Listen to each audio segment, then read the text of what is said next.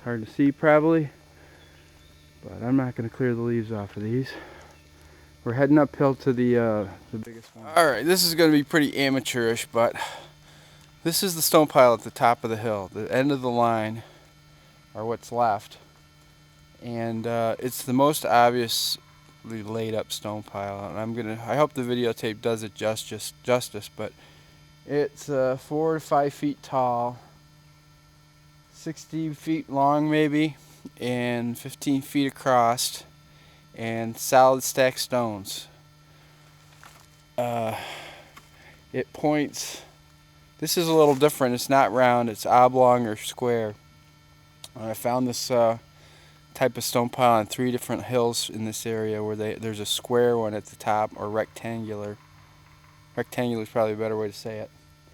So I'm going to walk around it, and I'm going to try to go up on top of it. And I think one of the things I noticed is that all the stones are probably as big as a person could carry. No heavy equipment. And anyway, here we go. I'm not going to waste any more batteries. At the bottom of the hill, you can see that it goes down pretty far to this big tree.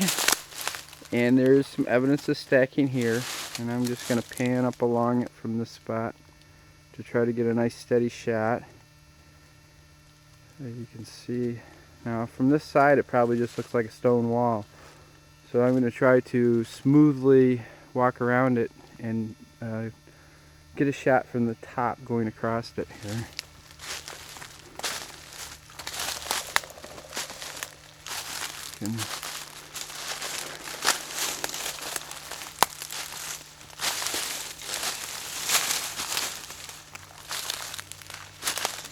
The end up here is opened up, and you'd think that maybe somebody pulled stones out of it, although I don't know if that's true.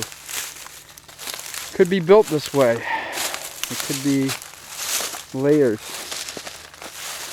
So from here I think you can get an idea of how wide it is. It's not a stone wall. That's a real large tree down there. Of course, it happens to be pointing right at the sun right now. Pretty much following the sunrise. More evidence of being stacked up. And come around this side. And you can see some of this is collapsed here. That almost looks like right here. As though it's separate, like a tier, and this part is added onto it. You have to wonder how big it was when it was originally made. Now this section is getting up to 5 feet tall maybe, and then it tapers down. It looks like it's split apart down on this area here. And I just don't believe a farmer is going to stack this up, especially in this spot of the woods, and it has nothing to do with any kind of kiln operation, I'm sure. We're talking about a large quantity of stones.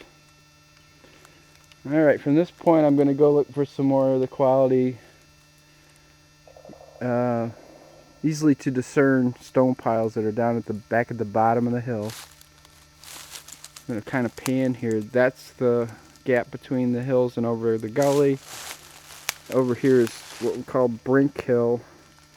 And if you were to go up there on the point of that hill, you'd find another line of these stone piles going up. And this is looking down the valley, down to Italy Valley, where Flint Creek runs.